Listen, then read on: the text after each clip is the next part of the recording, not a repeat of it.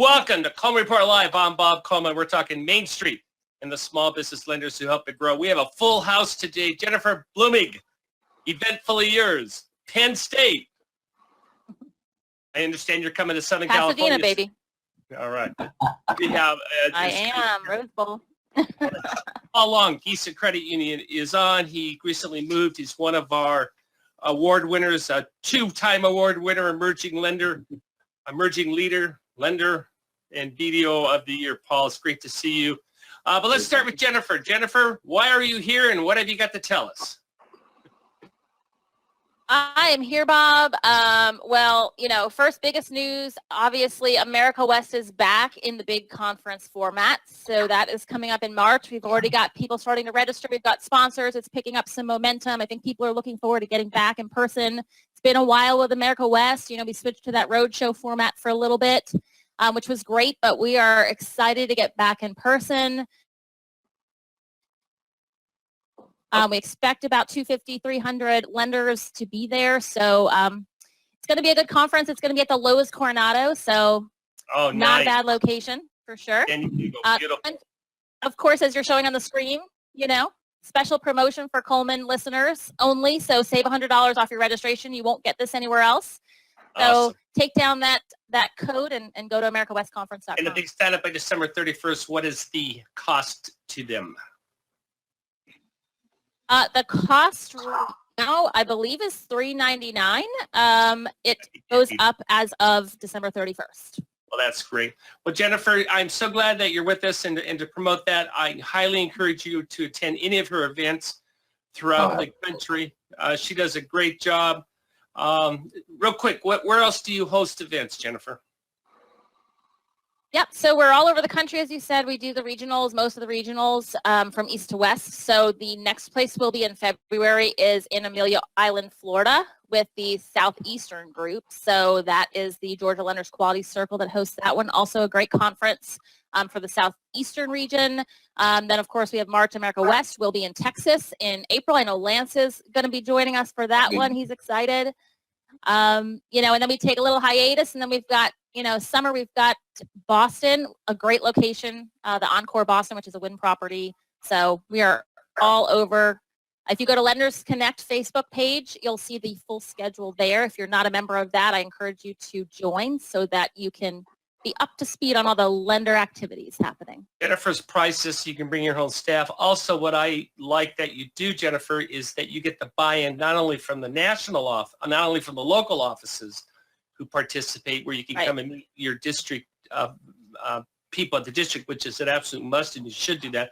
You also get a buy-in from the national people. I know John Miller is going to be coming down and speaking one of your events. So great job. He'll be at America West, most likely, and in Southeastern, yes. Great. Well, Jennifer, thank you so much for that. And let's have you on again and maybe bring us up to date on what you're actually talking about maybe after, what's the next one, Amelia Island?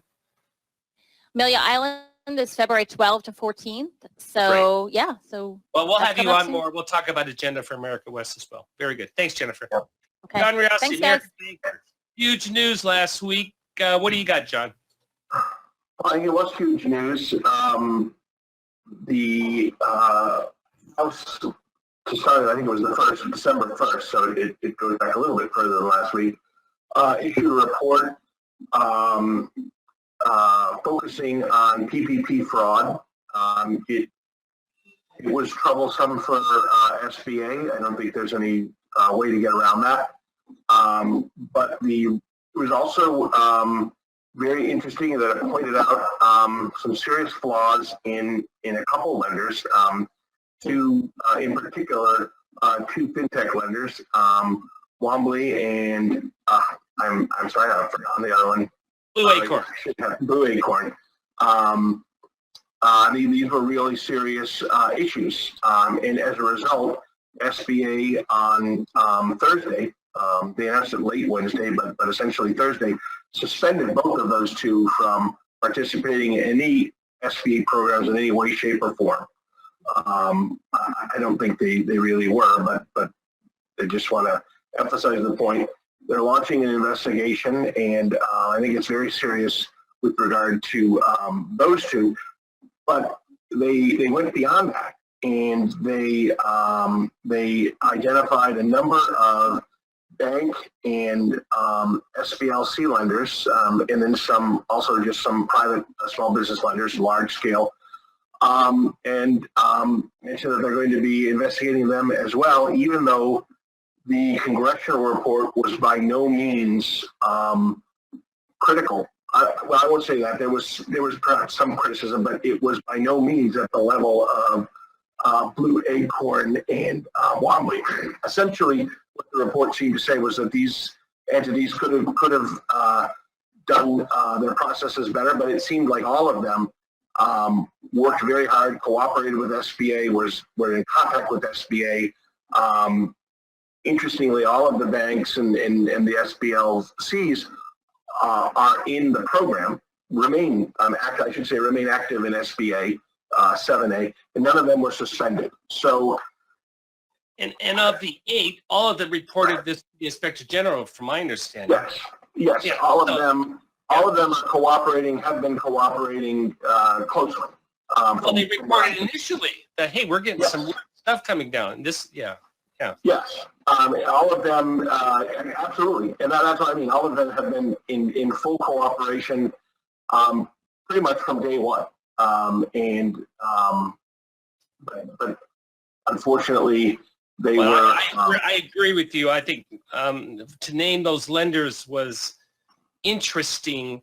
I know a couple of those. One of the lenders they have, one of their employees was indicted. Obviously, that person's no longer with them. So there was a rogue situation there, but for them to imply that this, well, we'll see what the investigation goes. But John, I mean, they're investigating everyone. They're looking through all the loans. So that's why I was curious that they would name these 8. Well, it's very curious that they would name them, particularly since many of them worked very closely with SBA in making process improvements during PPP. These were not entities that were trying to hide anything. Yeah, no, but I agree. I think it's also telling what you said is they immediately suspended Wampler and Blue Acorn based on the Senate investigation. But they named the 8, but they didn't take any action against them. Obviously, they have targets on their back, but bluntly, all lenders have targets on their back if you were active in PPP. Yeah, there's one other thing to spin this forward a little bit instead of.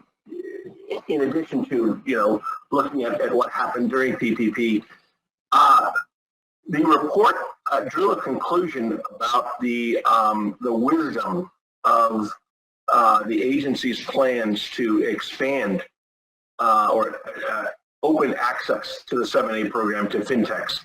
And I guess the best way to summarize that was they said, at this time it's not necessarily the wisest thing to do. I thought that was very interesting because this is a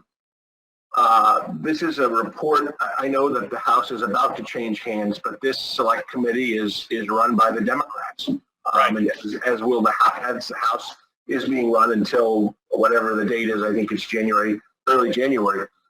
So this is a bipartisan conclusion because I know that is the probably the same belief that the ranking member Lukemeyer has. I was about to say chairman. I don't know. I'm not going to predict the future, but that the ranking minority member has. He's been open about it and pretty vocal about it. And I know that doesn't necessarily mean anything because this is a rule. It's not a bill or anything like that. But Congress has weight and what they think matters. So it'll be interesting to see what happens. The other thing that also looking forward, interesting, John, is if you look over the years, it has taken SBA a long process to suspend someone from the program. You can go back and they would take step by step, block by block. But now when they see wrongdoing, bam, they go right in, and that is new also. Right. I wonder, I don't necessarily have the longer perspective with SBA, but I wonder also if the scale of the sort of misadventures at these two, at least, what was described in the report. We're talking about potentially or allegedly misconduct on a very large scale that probably SBA has not seen before. So Right.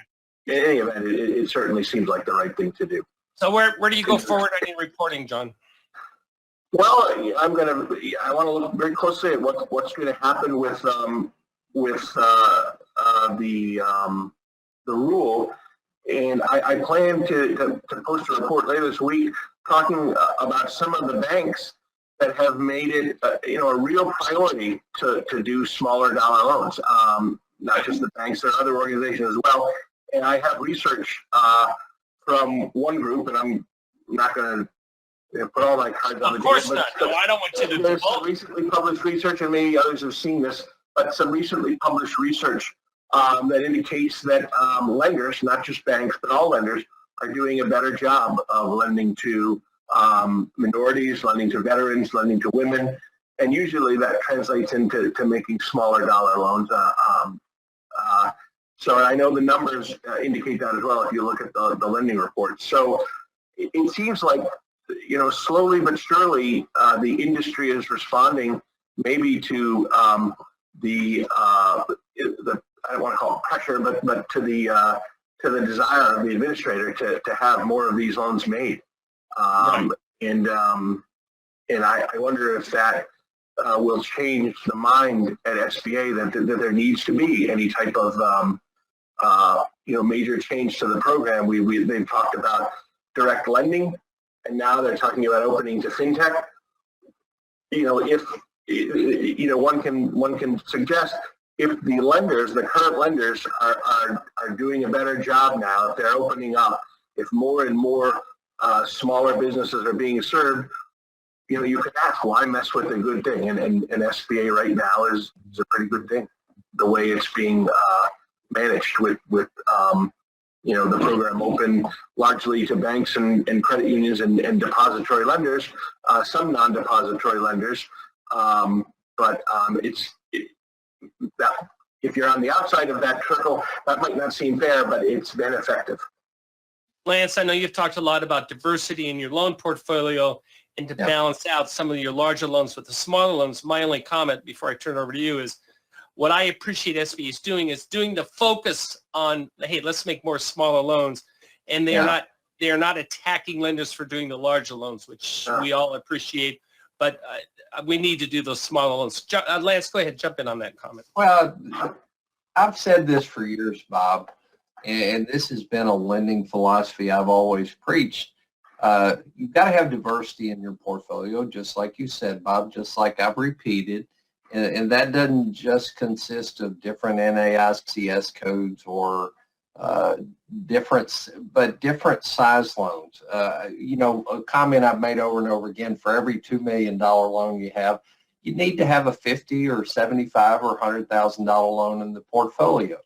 It develops a diverse portfolio. It spreads risk. It's good for the agency, SBA, and it's good for the participant lender to have variety. Now, I do believe that part of the migration to larger loans is as a result of selling loans on the secondary market. Of course. Yeah. It's not as easy to sell. Yeah, but also that market was lacking in capital for so many years. So SBA realized, hey, we need to bump it up because that market is unavailable. So they did a good job of that. I didn't mean to cut you off, Lance. And I see Well, Paul. the other thing the SOP, Bob, tells us, and Paul and John, it tells us that we have to make sure, certify that the small business has adequate working capital to be successful. And one of the best ways you can do that is reviewing your current working capital position and providing a revolving line of credit. You can do a $50,000 revolver. That means, maybe you have a $500,000 equipment loan and you give them a $50,000 revolver, and you're doing what I said. You're developing diversity in your portfolio. John, one last comment, which I want you to consider, is we're going to be releasing some stats, and unfortunately, the stats do show that these smaller loans have higher charge-off amounts and higher problematic performance. And I know SBA has talked from time to time of trying to separate that when they do lender reviews. Have you heard anything about that? Are they going to just use a standard number to evaluate an entire lender's portfolio? I haven't heard them talk about that, but I'd like to ask. I don't get a chance to talk all that much to credit union representatives. And Paul, you're at GISA, and I've always had the impression that credit unions do focus a lot more on smaller lenders, and that as more credit unions come online, as more frequent SBA lenders, that also might sort of take a bite out of this issue. And I know that at least I think NAFQ came out. They're writing a comment letter opposing, or at least parts of the SBA plan. I just wonder, not necessarily asking you what you think about the NAFQ letter, but maybe what you're doing and what you see the credit unions doing with regard to smaller dollar loans. Well, you're absolutely right, John. Definitely credit unions are doing smaller loans. We're doing smaller business acquisitions. We're doing those express lines of credit because that's again, we're mission based. So where we definitely want to give back to the community. And so that's a way that we do that. Yeah, the secondary market and the big loans, those are all important too. Don't get me wrong, but definitely we focus on those smaller ones. And I would probably say that more than half are going to be considered small, probably under 1.5 million. So remember the secondary market, you're going to get a higher premium for 10 $100,000 loans than you are for $1 million loan because of the diversity or the risk. Go ahead, Paul.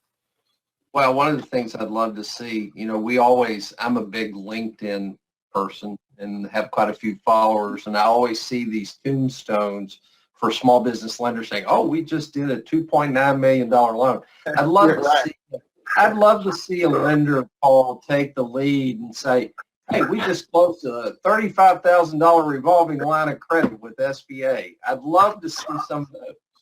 Were you looking at my calendar, Lance? Because that was actually something I was talking to our marketing department last week on. You're right. Because again, how often do you get those bigger deals? It's the smaller deals, and we should be showing those out there.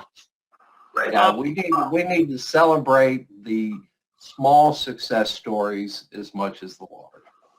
Paul, real quick, thank you for joining us. You got 10 seconds.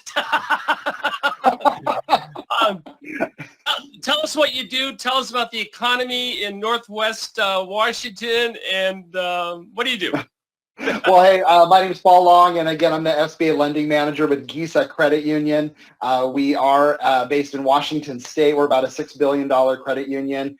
We have a team of 5, including myself, a few BDOs and support team, and we're out there, doing those smaller loans, doing those bigger loans too, don't get me wrong. But we are definitely out there, trying to become the #1 credit union in the Pacific Northwest, and we got a great team to do that. Well, Paul, we're going to have you back on, let you talk more about credit unions, because as John said, also, we don't talk about credit unions that much. By the way, when you hear this phrase, "What would Lance do?" that was authored by Paul Long. So just WWLD. And was Paul not the lender who was watching us on the golf course one day? On the golf course, yes. I love it. Hey, gentlemen, thank you so much for the conversation. John, I appreciate you reporting. That's awesome. And we appreciate you coming on Mondays. We really do. Lance, good to see you. Paul, we're going to have you back. Fair enough? And I think Paul's frozen there, but that's okay. He's frozen in a happy face, so we love that. Yeah, Paul's a great guy. Thank you for joining us today for Coleman Report Live and for supporting America's Main Street, one entrepreneur at a time. Have a great day. Thank you for joining us today for today's episode. If you like today's content, hit that subscribe button to subscribe to our channel and click that bell icon to get notified about our latest videos. Thank you again for joining us today and for supporting America's Main Street, one entrepreneur at a time. Catch you next time.